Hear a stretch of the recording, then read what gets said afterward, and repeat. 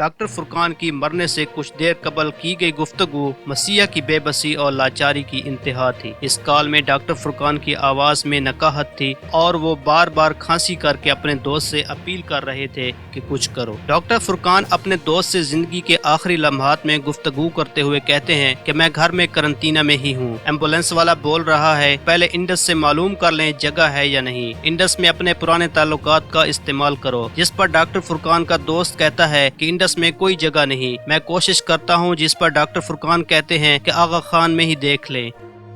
तब आप सोचो यार, कोई खीर पकाओ, वो जो पुराना लिंक है इंडस का आप निकालो।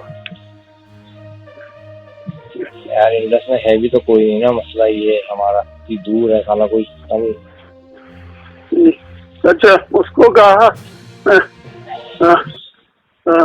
एम्बुलेंस वाले को उस जगह पहले आप इंडस में कंफर्म करें कि जगह है, वरना हम ही ले जाएंगे आपको।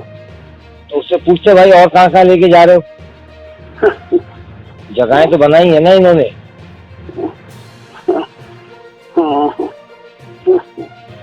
पता नहीं यार, बड़े माँ करते हैं, जहाँ भी हैं सब भरी हुई हैं। अच्छा चल, मैं तो ट्राई करता हूँ। जी ट्राई करें, तो लेट मी नो। मैं काम लाऊं हूँ, घर पे हूँ। पूछे कि आगा खान ने अगर हो तो कर ले। ठीक है, ठीक है, मैं ट्राई ठीक।